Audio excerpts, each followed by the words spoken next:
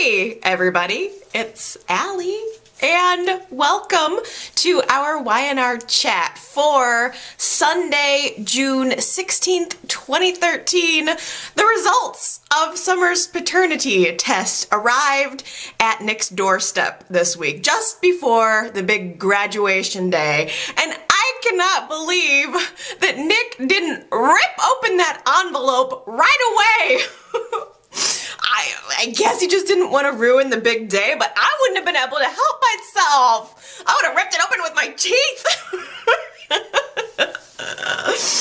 But he managed to contain himself. It's about Summer today. Summer is at Phyllis's condo preparing for the big day, and it's a big day for her in more ways than one, because after graduation, she's set up this date with Kyle. Kind of a first-ish date with Kyle.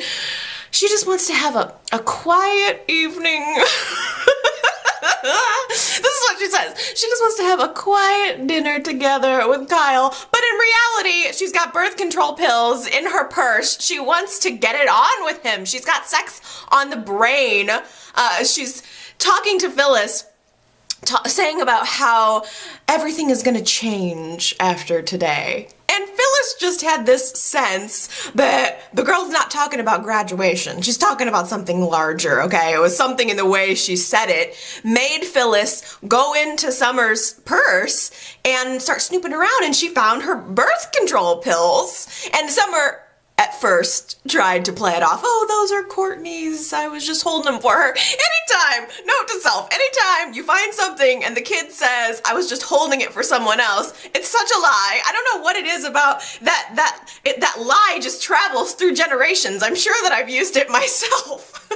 So parents out there, know that excuse. And Phyllis sees straight through it. I think she wants to give her daughter the benefit of the doubt, but knows better, and tells Summer that she doesn't need to rush. There's no reason to rush into a sexual relationship with Kyle. You want your first time to be special, you want it to be meaningful, and you still have plenty of time for that. So graduation happens. We didn't really see any of it. We came back into the show after it had already happened, and at the athletic club, Victor and Nikki have prepared this. They're sort of at the after party. They've got tons of presents waiting there for Summer. I mean, it was completely Newman style. Lavish gifts all over the place. I'm surprised there wasn't a pony galloping in from the background for Summer.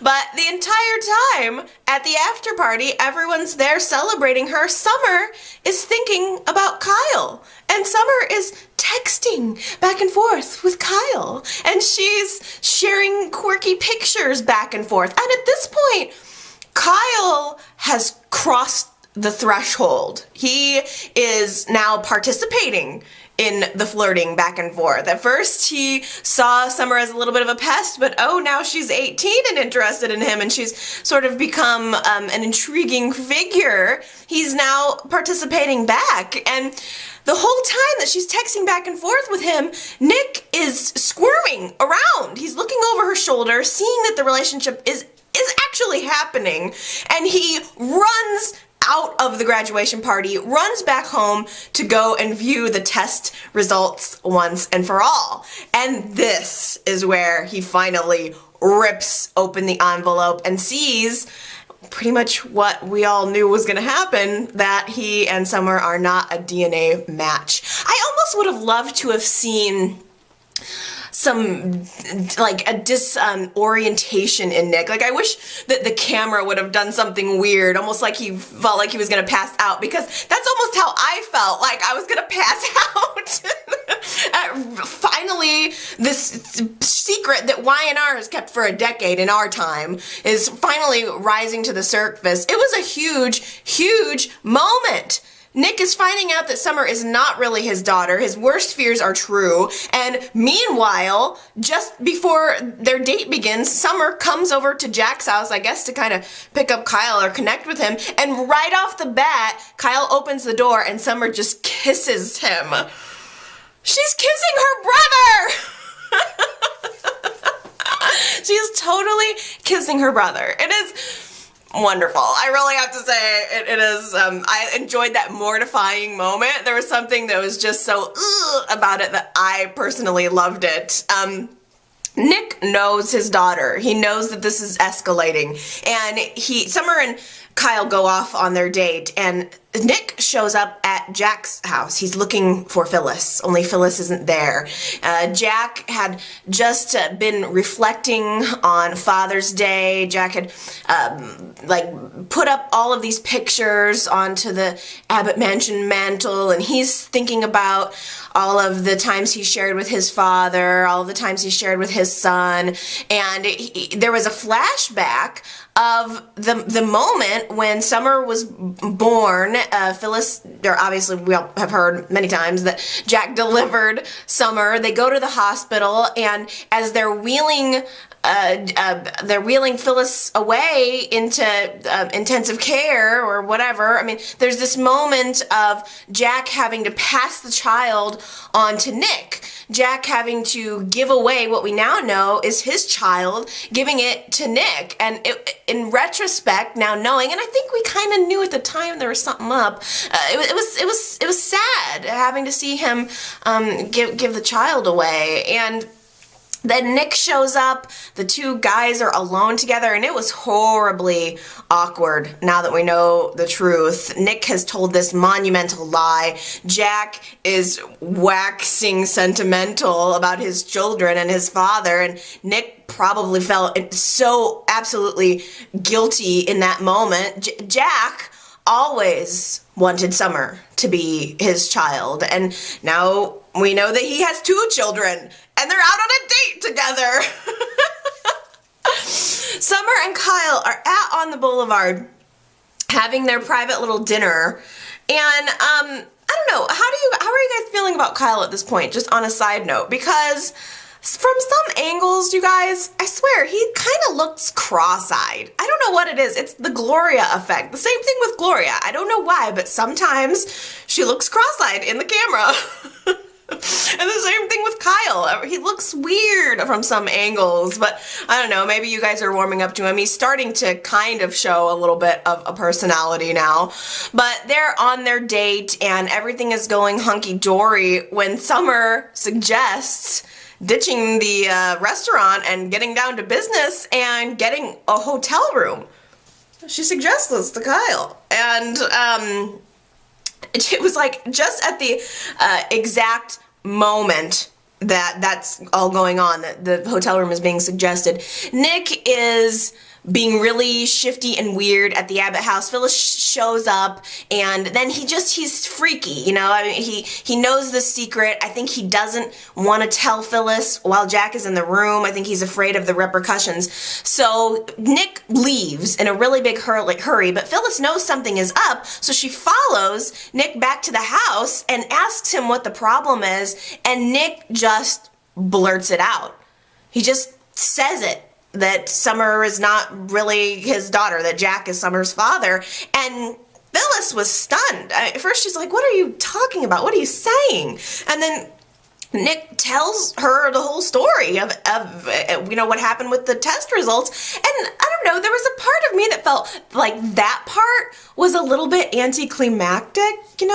I don't know, there was not a lot of build-up. Nick just said it. He just popped it down on the table, and I was kind of hoping, like, maybe there would be a bigger explosion of the truth for the first time. Like, there was this part of me that was hoping that maybe Kyle and Summer would get the hotel room, and Nick would have to bust up in the hotel room and stop them in the middle of the almost of having sex to tell them that they're actually related. The evil part of me wanted Kyle and Summer to sleep together just to make it more mortifying.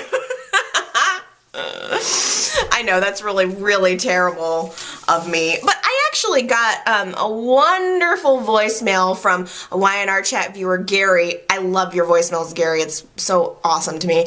And he made this really great point about how this paternity story is really less about Kyle and Summer's relationship, because they haven't really been together for very long. I mean, it's been, I maybe 1 to 2 weeks since Kyle's even been reciprocating Summer's feelings. So really this storyline is less about them and it's more about the lives that are going to be affected by this, how how Summer's going to emotionally deal with this truth, and Jack and Phyllis and everyone in the entire family. Phyllis's reaction did give me chills. It started to sink in with her in waves when she realized what Nick had done and that this was the truth and this was actually happening. She just kept saying, "What have you done? What have you done?" And then Nick tried to comfort her and she was like, "Don't touch me," which is entirely understandable. Phyllis was bitter. I would be bitter too. But she started also being really hostile with Nick, saying the reason you did this was all about control. It's because you wanted to control me. You wanted to have me too. And I think she saw their entire relationship in a completely different light in that moment. She saw him in a completely different light in that moment. But I don't think that Nick telling this lie was about control. That's just not the vibe that I get. I mean, Phyllis even went so far as to compare Nick to Adam when Adam was concealing Faith's maternity. And I don't think that what Nick did was right, by any means, of course, but I also, in a weird way, understand that it was grief motivated because of everything that had just happened to Cassie and the way his life unraveled as a result of that event. And I liked the moment when he sat down and he tried to explain to Phyllis and he said, the reason why I did it, it was because I knew that Summer would have had to have been my child. I knew that God couldn't be that cruel to take 2 children away from me right in a row. So it was hard to be mad at him after that, don't you think? I don't know. What do you guys think? Do you blame Nick for this? I don't know how other people are feeling about Nick. Are you seeing Nick in an entirely different light now? You guys have to leave me a comment. And by the way, anybody can call my voicemail anytime and leave me messages. The telephone number is area code 309-588-4569. It's just a voicemail, so if you want to call in and leave me a message, it is truly a treat for me. It's like, as much as you guys probably enjoy listening to me talk about Y&R, it's like that's something I don't get, is hearing other people talk about it. So it's nice to hear other people's voices actually saying their perspective on the show, and this is a big deal. There's a part of me, though, that I feel empathetic toward Nick, and there's a larger part of me that thinks, like, how could Phyllis have been clueless about this for 18 years? I mean, I think she was upset with Nick for telling this lie, but there's also a part of me, having watched it at that time, that thinks Phyllis wanted that to be the truth too. I think both Nick and Phyllis were looking for an excuse to be together. I mean, at the end of the day, I know Phyllis thought that she was not able to have children, but if you're sleeping around, I mean, no matter what, wouldn't you use protection of some sort if you really didn't want to have kids? So there was a part of me that has always thought that even if Jack was actually the father, I think Phyllis and Nick kind of wanted the truth to be that Nick was the father. In some way, I think they wanted to be together. And frankly, I think Phyllis should have been responsible for the paternity test in the first place. Why would she have left that to Nick? Wouldn't you want to know? Wouldn't you be the one to facilitate this major truth? Why would you leave it to chance? Why would you leave it to Nick? So, I don't know. I'm not mad at Phyllis by any means, but it's all very bizarre. I think, in a way, there is a part of me that kind of wishes this hadn't been so. I don't know why it is. But part of me just liked it where it was. I liked that there was always the question, that just the possibility that Summer was Jack's. We've all always been aware of that. But I mean, Y&R very intentionally left it open. But there was just a part of me that almost wishes that this wouldn't have come to surface. It's blowing things up. I don't know, and maybe I didn't want to be blown up. I don't know. I feel guilty for Nick, I feel bad for Nick, although I think he's got some other stuff coming down the pike that might help restore some of his happiness. Phyllis, I think, was just at first overwhelmed by this new information. She was thinking about herself and how she felt deceived, and thinking about Jack and how he was deceived. And she seemed really defensive of Jack. Like, how could you do this to Jack, Nick? It's weird because it almost seems like Phyllis's love for Nick is completely dissipated now.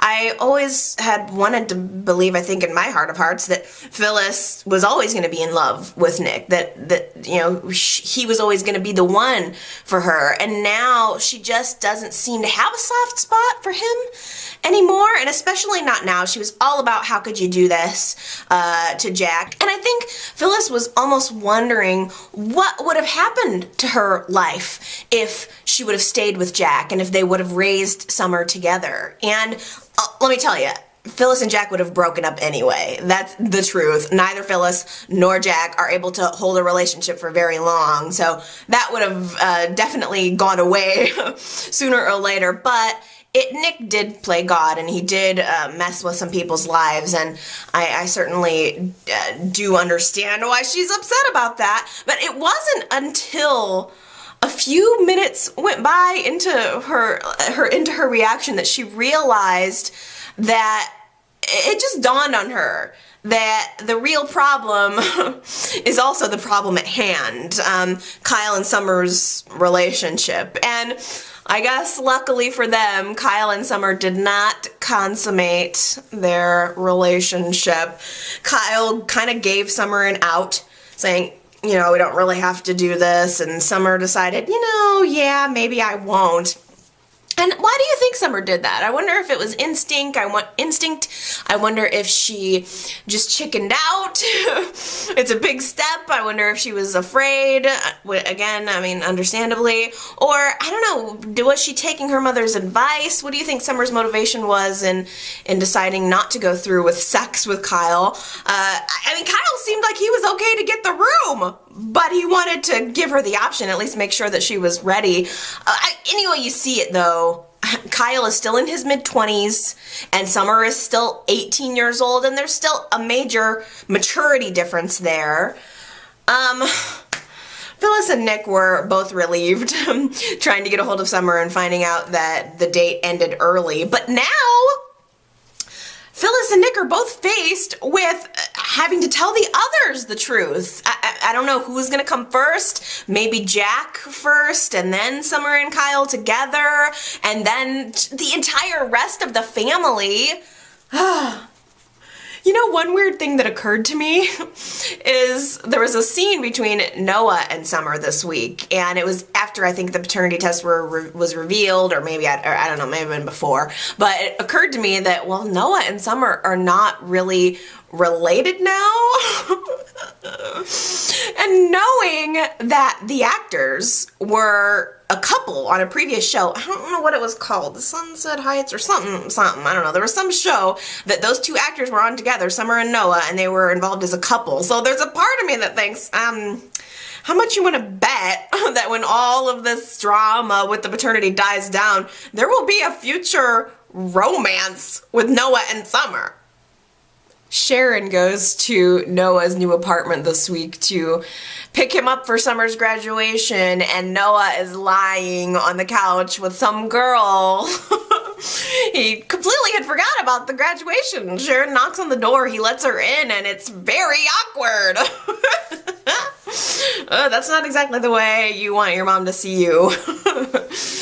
Noah, it was funny, but Noah needs some direction in his life. Tyler, offered Noah a part-time gig or a one-day gig at Jabot doing a photography thing, I think. And I'm like, take it, Noah. You need to get out of the bar tending scene. Get out of this life, this sleeping around kind of lifestyle that you've got going on. I think Noah's just taking advantage of the fact that he actually has a place to sleep with girls now.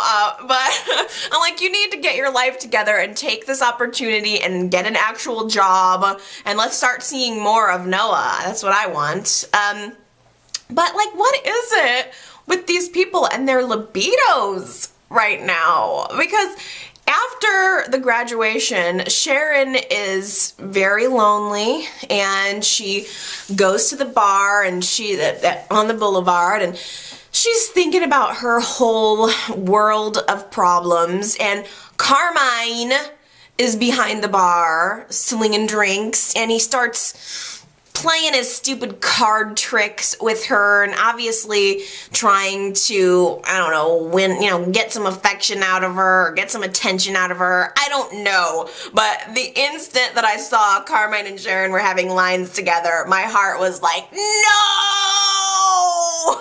Sharon, stay away from Carmine. He is the last thing that you need in your life right now or anytime. I will lose my freaking head if Carmine and Sharon end up sleeping together. Carmine is probably just looking for his next meal ticket. Things didn't really work out with Lauren, and so now he's looking for someone new he can just get his hooks into.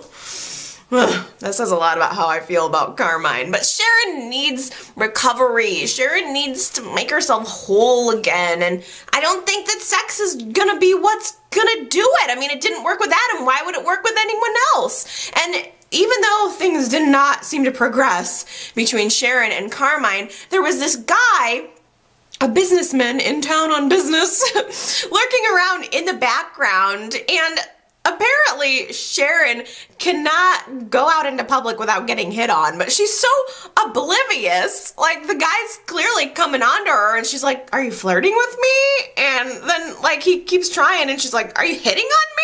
And then like, all of a sudden he asks her, he kind of tells her he's got a room, and she's like, are you inviting me up to your room? Yeah. How do you not know, Sharon? She's a beautiful woman. It's like, I don't know if her confidence level is so down that she doesn't think anybody would hit on her, but I mean, he's wants to sleep with you. And I think it just caught her completely off guard. She turns him down. She's like, no. And she's got other problems. She's consuming herself with other people's problems, specifically Nick's. She's thinking about him. She keeps trying to get him to talk to her, but he's not ready. And rolling around in the back of her head is also everything that's gone on with Adam. And then Adam shows up. I don't even know why she would give him the time of day. I'm sorry, but I'm Sharon. Adam walks into a place, I leave. I would not want to have anything to do with him at this point. And he comes up to her and kind of offers her a half-hearted apology. Says he's trying to apologize to her for the way he treated her. Well, I'm sorry, but Adam's apology means nothing to me at this point. Actions speak way louder than words, and his actions show exactly what type of person he really is, the way he treated Sharon, and I'm sorry, but it ticks me off. And I was really just, I'm annoyed with him because even if the reason he decided to break things off with Sharon was because of Victor did tell Adam that he has to break it off with Sharon. But even if that's the reason why he did it, I feel like he was toying with her for his own sick amusement. Maybe if he did that for Victor, that's one thing, but he didn't have to mess with her head, and that's what he did. And I was really glad to see her kind of tell him off. He is so cocky and smarmy, and he basically accuses her of being in love with him, and she's just jealous because she can't have him. And she says to him, you know what, Adam, you will never have my love because you are not worth loving. And although I was with her in that moment, and I thought, yeah, at the same time, it's such worth loving. Okay? This sentence is like such the opposite of where they were when their relationship began. Because when Adam first came onto the scene and he started becoming this social pariah, Sharon was the only one who believed that he was worth loving. And now this is where we are. It does break my heart because I did feel like Adam and Sharon had something special, and now I feel like Y&R has just wiped their love right off of the landscape like it never happened, and that it really pisses me off. It really does, because just because the writers decided to build up this Adam and Chelsea romance doesn't mean that Adam and Sharon never happened. And it's kind of the same way with Phyllis and Nick. Even though toward the end I was so frustrated with Phyllis that I just wanted Phyllis and Nick to break up, at the same time, let's not act like Phyllis and Nick never had a deep, meaningful relationship, because they did. They were together for years, and same with Adam and Sharon. There was a lot there. Adam and Sharon's love was totally doomed from the start because, again, it was based on, the lie. He didn't fall in love with Sharon until after he'd already taken her baby away from her. So in some ways, that relationship was probably never going to work, and I understand that, and I'm not necessarily thinking that I'm gonna throw myself off a bridge if Adam and Sharon never get back together, but I'm sorry, it still happened, and it's so gone now. The sensitivity is so gone now. Sharon is very upset. Naturally, she's got a lot going on in her life, and she cannot seem to get her head straight. She goes to the coffee house, and she's just sitting in the back, and she's kind of crying, and Dylan comes by, he sees her crying, and he stops, and he wants to comfort her, and he starts being very sweet to her, and I'm thinking, if anyone deserves a guy like Dylan, it's Sharon. Sharon needs somebody who's going to be a little sensitive to her at this point. And Dylan tried to lift her up, tells her to, don't be sad about life, go have fun. And Sharon says, you know what, I am going to go have fun. And she took that to mean go sleep with the guy that was at the bar hitting with her on her. So now Sharon is going to bed with random guys? I don't like it. That's not my idea of healing, and that's not what I want to see. Why does fun have to mean sex? Why? It's way too slutty for me.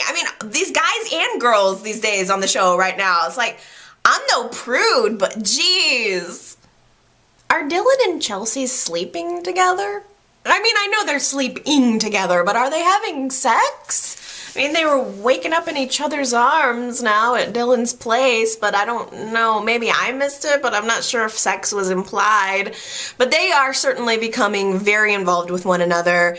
When Chelsea woke up that morning, she felt the baby kicking, and there was a moment between them. They're sharing here in this new life being born, and Chelsea is just so, I think, overwhelmed with the way she's feeling about Dylan right now that she blurts out the L word. She tells him that she loves him. She can't help herself. And Dylan didn't know how to respond. I think Dylan wasn't expecting that at all. I think he is hesitant to toss that word around because he was very in love with Avery, and he had convinced himself that there would never be anyone that he could love besides Avery. And now here he's entering into this relationship with Chelsea and finding himself maybe confused by what the feelings are. So Chelsea plays it off. I shouldn't have said that, and I understand you still love Avery, and let's just forget that I said it. Dylan goes and finds Avery, and he wants to talk to her and I guess get a sense of, where her head is, or it was a little awkward because he was asking her how she knew that she could love again after him. I don't know if Avery was really the person he wanted to talk to, but I guess she was the person he needed to talk to. And she tells him that it is possible to have more than one great love in a lifetime. So Dylan goes back to Chelsea, and she's very, I think, insecure about Dylan's love for Avery, and so she's a little bitter that she's put herself out there and it hasn't worked out for her, that he didn't return the feelings. But then he tells her, I love you too. And I think he does. I think they are experiencing genuine feelings for one another. Dylan just wasn't expecting what he got, and he's gonna have a whole lot more, things that he's not expecting coming his way, because Anita is back in town this week, and she is trying to convince Chelsea to go where the money is. And it was weird because Anita was saying things to Chelsea like, you're gonna need money in order to raise this kid, and how are you gonna raise this kid on with Dylan? He's a poor guy, he has no bank account. But the last I checked, Chelsea got half of Adam's money, which is no small chunk of change. I'm sure Chelsea on her own is a millionaire, so why are we pretending like Chelsea is choosing rich over poor? Or sorry, is choosing poor over rich because Chelsea's rich? That doesn't make any sense to me. I mean, Anita wants Chelsea to have more money, okay, I guess, but I don't know. I just don't get it. Anita goes to Adam, and she wants to force the issue. She also ordered flowers to be sent to Chelsea, trying to make it look like they were from Adam, so that Chelsea will be so flattered and go back to her money bags. Chelsea already got from Adam money. So I don't know, that just bothers me. It's a sticking point. But Anita goes to Adam, and she's probably going to tell him. She seemed to have the intentions of telling him. And then Adam has to go and be Adam and be all rude to Anita and spoil it all. Spoil the big reveal. I'm surprised that Adam had that reaction, because I thought maybe he would want to mine her for information, especially since he seems to be caught on to the fact that the child might be his. So I don't know why he did that, but Anita comes back and tells Chelsea what she almost did when Chelsea, her reaction was to get all high and mighty with her mother, saying, you didn't have my dad around when I was growing up, and all you did was drag me around from con to con, from lie to lie. Chelsea is lying to two men and to the child and to everyone else. She's at this point dragging not only herself into a lie, but dragging this child into a lie. And I ask you, how is she doing anything different from what her mother has been doing her entire life? I'm sorry, Chelsea, that you don't trust Adam anymore. I'm sorry that things went so far south in your relationship. Adam is a jerk. You are right. But you chose to ride the bull, and now it's your consequence to deal with the horns. Nikki is setting up meetings for Victoria to go and pitch her book idea for publishing. Victoria doesn't even have a book yet. I don't think she's put 1 ounce of ink onto a piece of paper. I like the idea of Victoria doing something creative. I just would like it so much more if I felt that it was coming from a place of passion, but instead I feel it's coming from a place of wanting a distraction from her problems in her marriage and her family. Victoria revealed to Nikki this week that she believes Billy is having an affair. Victoria's been witnessing Billy on the phone with people, and he's spending a lot of late hours at the restaurant, and she assumes it's an affair, when really we all know Billy is just feeding into his own gambling addiction. And Billy had a run-in with Adam again this week, where Adam threatens to tell Victoria that Billy has been gambling again. And it was such another unflattering view of Adam, because I agree Victoria needs to know the truth, but Billy needs to be the one to tell her. Somebody needs to be coaching Billy, like, for instance, Jill, or someone needs to be talking to him about he needs to go to a Gamblers Anonymous meeting or something. He needs to overcome the problem that he's having, not get threatened. It just made Adam look like the villain once again. And Billy said to him, why are you doing this? Why are you threatening me? It's as if you just want everyone else to be as miserable as you are. And that line stuck out to me because it almost feels true. It feels like Adam is miserable in his own little lonely world, and so he wants others to feel that same pain. That's the vibe I'm getting right now. I don't understand where Adam's head is at all on any level, but particularly I don't understand what Adam would even have to gain by telling Victoria about her husband. It's not going to give him anything other than gloating rights. So Billy calls Adam's bluff and says, you know what? I'm not going to let you continue to blackmail me. If you want to call my wife, here. He throws his phone at him and says, go ahead, call her with my phone, tell her right now.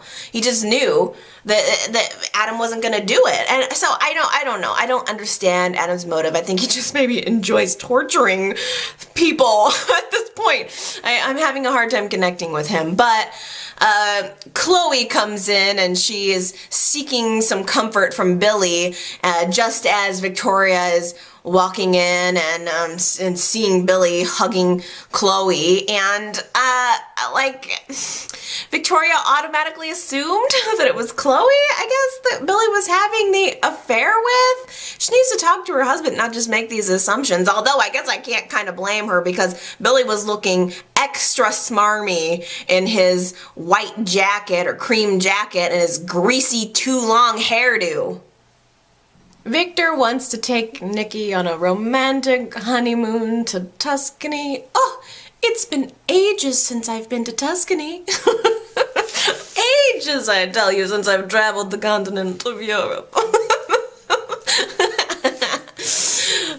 It's kind of a little late for a honeymoon. I would love it if Nikki and Victor were going to be able to get away, but there's also this part in the back of my head that thinks as if that's going to happen. I think Victor's been promising Nikki to go on vacations for as long as I can remember, and it never happens. Maybe, who knows. Nikki is worried about Victoria, and oddly, it's usually Victor postponing, but Nikki this time asked to postpone, or thinks that maybe they should postpone the trip because she's worried about everything that's going on with Victoria. Of course, Nikki doesn't tell Victor that Victoria thinks Billy is having an affair, but just kind of, it implies that she's worried about her and doesn't want to go. But Victor says, no, we're going to go on this trip, and I'm going to leave Adam in charge of Newman while I go. I see, you just know it's all about Victor. If he didn't have some kind of larger plan, he wouldn't go on this trip. Really, what he's doing is planning this trip to leave Adam in charge as a test. And Adam called it out right away. He says, I understand how you like to test your children. Is that what this is? And we all know it's true. Victor's, I guess, gonna go on this trip, leave Adam at the helm of Newman, and wait and see what he's gonna do. And it wasn't 5 seconds after Victor walked out the door that Adam was on the phone with the mystery person, making shady phone calls saying, yeah, my father's gonna be out of town for 2 weeks. I guess while the cat's away, the mouse will play, is what it is. But I think, my prediction, because Victor seems a little too cool and calm about leaving Adam in charge. So my prediction about this is, I think whoever Adam is on the phone with, talking to, is actually an associate of Victor's. I think Adam's gonna get one-upped here. And just like Jack Abbott, I think that Adam is always gonna think he's winning, but he never will. Michael and Lauren went to couples therapy this week, and the doctor gave them some homework to do. And it was a series of games that were kind of cute. Like, the doctor sent them home with this packet of information, and it included like a little dice game and a blindfold. Which I think they could have found some more sexy uses for, but there was a game of trust where one of them put the blindfold on and the other had to lead them around, and Michael ended up banging his shin on the coffee table, and he overreacted. He got real kind of petulant and just was mad at Lauren for leading him astray, and then he sort of forcefully made her do the same. Like, he put the blindfold on her and started leading her around, and he told her to go right, and she accidentally went left and bumped into the couch, and there was this moment where she's so upset and so worked up, she just says, I'm sorry, I made a mistake, and Michael just held her and said, I know, I know. So it was very representative and of some healing going on. They've given it this 30-day trial, and they both are really trying. But I think no matter what they do, Carmine is going to be right there to be the foil. He's so irritating. I mean, just as they're kind of coming together, we also see scenes of Carmine looking at his cell phone, and he's flipping through his address book or his contact book, and he sees Lauren's name there. It's like Lauren Fenmore, and then he keeps scrolling and Fenn Fenmore. And I'm like, was that weird? Did you guys notice that he had Fenn's number in his phone as Fenn Fenmore? And it took me a minute, like, what? Fenn Fenmore? What? What's that? Was that like a weird mistake? Because isn't it Fenmore Baldwin? Because I don't think it's Fenn Fenmore. You guys have got to leave me a comment and tell me about that, because what the heck. Anyway, Summer had her graduation party, and Fenn also had his graduation party. There's a part of me that always sort of wished that Summer and Fenn would have been friends. I mean, even when they were both born at around the same time, you just sort of had this feeling that there would be a romance there, or that they would at least be friends, and it was... I kind of would have liked it if maybe they had sort of a combined celebration with Summer and Fenn, but they've fallen so far apart, and Fenn is in a completely different place. They just came back to the Michael and Lauren's apartment, and Paul was there with them, and Paul gave, and Kevin was there. Paul gave Fenn a gift. It was a key ring, and it was kind of lame. Like, at first I thought, Jesus, Paul, a key ring, that seems a little derpy, but then Michael and Lauren surprised Fenn with a new car, so that seemed a little less lame at that point. So Fenn is getting rewarded. I hope that he is not going to end up crashing that car. I got a bad feeling because he's sitting there with his family. It's probably pretty boring, and Fenn gets this text invite to a graduation party, and he's like, can I go? You know, and Lauren and Michael are like, sure, go take the new car for a spin. Have fun, son. And the second Fenn gets out the door, he gets a follow-up text that's like, just kidding, loser. Wouldn't want to have you at our party, because he's getting bullied now, too. So Fenn is probably embarrassed, humiliated. He goes to the coffee house, and he's sitting there sulking. When? This is probably the best part of the week, to be honest with you. This probably blew Summer's paternity results right out of the water. An emo girl comes up to Fenn. She's got like crimped hair and black lipstick, dark makeup, and she looks real goth. And she comes up to Fenn and she's like, hey, do you want to go to a party? At first, I think Fenn could not believe that a girl was talking to him and that she was inviting him, and I think he was expecting another shoe to drop somewhere, but she ends up leading him to this warehouse, and they're like going to this party. Like, she's actually kind of connecting with him, and he's saying, you know, why would you want to hang out with me? And she's like, you know, I know what it's like to be an outcast. I know what it's like to be a loser. And she was aware of who he was and what had happened with Jamie, and she was still, you know, befriending him anyway. And I was just very happy by that little moment, because I thought, well, now we're talking. Kind of reminds me of Kevin and Jana. I like that alternativeness. Like, I want to see something different. I don't want the show to be all blonde and, you know, and hearts, you know. I mean, I'd like a little bit of grunge in there, and I would 10 times rather be hanging out in this smoke-filled warehouse with Raven than sit on the boulevard and watch the boring date between Summer and Kyle, or, you know, any of the other romances. Like, to me, I'm like, this is interesting.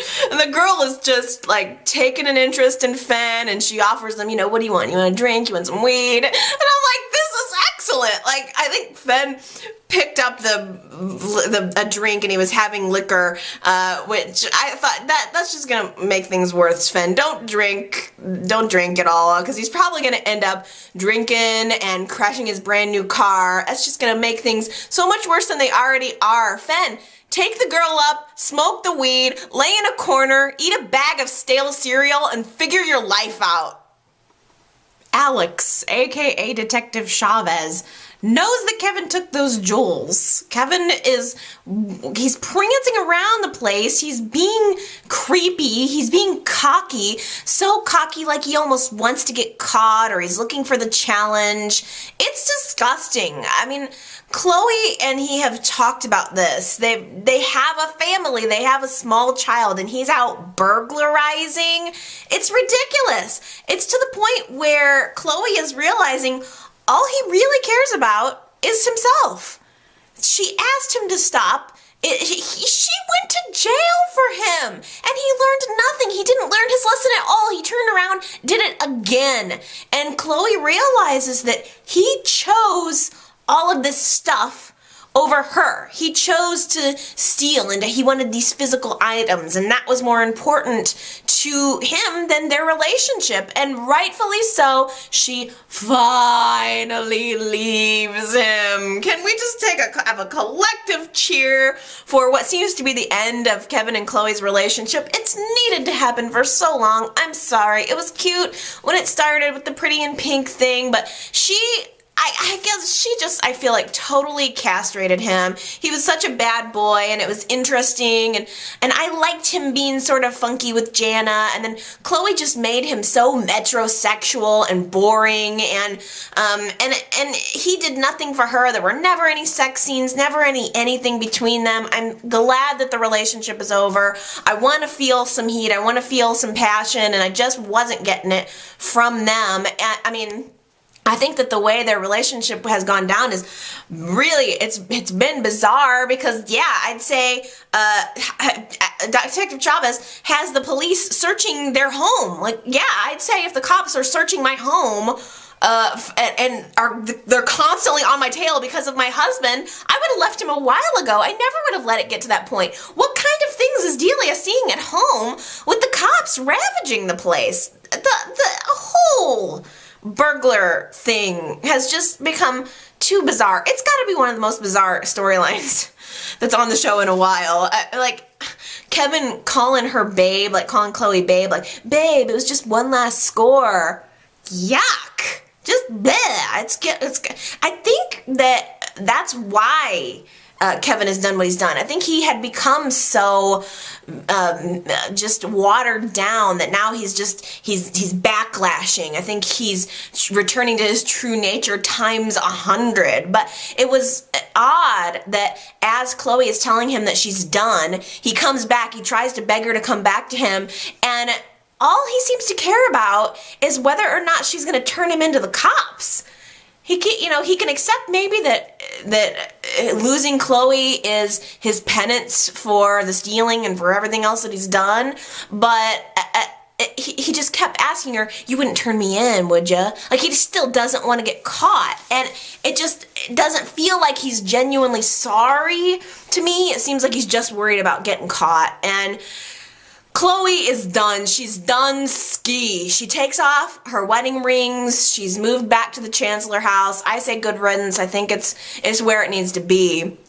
Kevin seems to accept it as well. I don't think he has any hope of fighting for the relationship. He knows it's over. Gloria tried to talk him into fixing the relationship, and Kevin just lashed out at her the way he always does. It seems like his family has been very supportive of him. Michael and Gloria have both given him money, gotten him out of countless jams, and he just was being really mean to Gloria. It's hard to identify with Kevin at this point, although I will say I can almost deal with Kevin being bad on his own. Like, if Kevin's just a bad guy, I can handle that. I just don't like him lying to Chloe and dragging his family down with him, and the fact that there's a child involved adds another element. He was supposed to be great for Delia, and now he's just turned into this bad guy. But, if he's just a bad guy on his own, then I seem to be able to accept that more, because, the funny thing is, the moment that Kevin took off his wedding ring too, I think I instantly started liking him again. The infamous Rose character has been cast. The actress's name was Leslie Stevens. I don't know her. Maybe I'll recognize her. I don't know once I get a good look at her. But I don't know what show she was from or whatever. But maybe you'll recognize the name Leslie Stevens. So Rose is gonna be coming onto the scene, and hopefully it's gonna shed some light on who the heck is posting all of Neil's blog entries on Juicy Buzz. There's a new post. First it was about Leslie, then it was about Lily, now it's about Devon. And it was part of Neil's diary talking about how it was at the time that Devon was finding out that Tucker was his real father, and Neil was saying if Devon thinks that Tucker can offer him more, he's mistaken. And Neil just getting his feelings out about that situation that had happened. And I'm trying to figure out who on earth would be doing this. It has to, it's personal. Whatever it is, it's obviously personal, because Lily gave Neil a Father's Day gift this week, and it was a replica of a photo of her and Devon that had been stolen from Neil's apartment when it was ransacked. So the person took this flash drive that I guess included Neil's blog entries, but they also took personal things. Who would go in and take a photo of Lily and Devon? It has to be someone who's got it in for Lily and Devon, or got it in for Neil. Neil needs to figure out who it would be that would want to do this to him, because it's totally personal. I just don't know. I hope that the Rose person is going to be able to shed some light on it. Neil seems to think he's got a plan. I don't know if he's going to write an open letter to this person or whatever, but he's typing away, and he thinks he's going to fight back and somehow put an end to this. But I don't know if that is connected to Rose. Leslie has been going through, I guess, her father's things this week, and she found the key to a safety deposit box that Gus had, and Avery and Leslie are going into business together now. Avery officially resigned from her position at Newman Enterprises, gave Adam her resignation, and Adam was not very happy about it. He's come to consider Avery a friend. And there also Avery was talking about Dylan in the conversation. This is a sidetrack. Talking about the conversation that she had had with Dylan, and that Avery had told Dylan it is possible to have more than one great love in a lifetime. And Adam said, well, that's where I disagree with you. I believe you can only have one great love in a lifetime. Again, I assume he's talking about Chelsea, and so what? Sharon never happened? I don't get it, Adam. But anyway, Avery is no longer working at Newman Enterprises. I think Leslie has stopped working at Jabot. They're going into business together, and Avery is going to help Leslie figure out what's the way that she can access this lockbox, because it's legally Leslie can't do that now. But I'm sure Leslie's going to get what she needs to get into the safety deposit box. I don't know if that's going to give us some kind of clue as to what's going on. This is the most confusing storyline to me. I just have no clues whatsoever. I don't know who would want to do this to the Winters. Could it be someone connected to Kane? I have absolutely no idea. Kane and Lily, by the way, are having a real hard time connecting. On top of the fact that Kane is always busy, Kane and Lily are at the athletic club trying to just have a sweet little moment together, and Tyler walks in, and Lily's got her eye on him the entire time. She's just kind of looking him up and down like she wants to be with him, or she's attracted to him, and she wants to know what's going on in his life. They had established a certain amount of emotional intimacy, and now that's been completely removed. And it was sort of funny because Abby walked in, and she was kind of commenting on how hot Tyler was. He's standing there in this very plain, boring t-shirt, and she's like, or it's not even a t-shirt, it was some kind of shirt, just a boring shirt, and she had kind of complimented how, it's very, you work at a fashion place and you're wearing this shirt, it looks good on you. But then the hottest thing to me was that Alex walked in. Alex is so hot, and he was really funny. He walks in to the scene, has no prior knowledge of anything that's been discussed. He walked right up to, Tyler and just says, nice shirt. Like, Alex is just this very plain guy. So cute. He and Abby sort of go off, and they're talking to one another, and she's telling him that she got a hotel room at the club, and there's just something about clean one-night-only sheets that makes me feel all, randy or whatever. And Alex, he was so cute. He says, I'm interested on, experimenting in sheets. Like, he kind of muffled his response, like he's very sexual. I just wish he was being sexual with somebody other than Abby, but he was so hot. Anyway, back to Lily and Kane. Having trouble connecting, Kane is being very consumed by his new job, whereas Lily is now removed from the job that had made her feel passionate, so she's got some spare time on her hands, and Kane is in the process of hiring a new assistant, and he goes through a couple of assistants that are weird or quirky and just not really working out, and finally at the end of the day he gets a beautiful young woman that walks in, and she's very, very gorgeous, very, very together, very professional, and after having gone through all of these horrible assistants, he's very impressed with her in every single way. She's intelligent, and Lily was sitting in the background watching this interview, and she seemed to like the girl too, just as the girl was, it seemed like Lily was, I don't know, she was in the conversation, listening to it, and maybe not so sure about the girl. Her name is Hillary,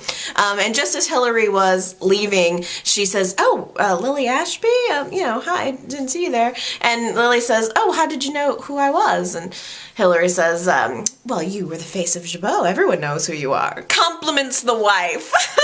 Best way to get the job. And so Lily gives Kane the eyeball and says, you gotta go hire her. So Kane rushes out and hires this girl. I just think, ooh, with Lily having her eye on Tyler and Kane spending all those long nights at the office, I think Lily might regret that decision. Okay, everybody, that takes us to the end. I hope that you have enjoyed our Y&R chat and that you're enjoying the show.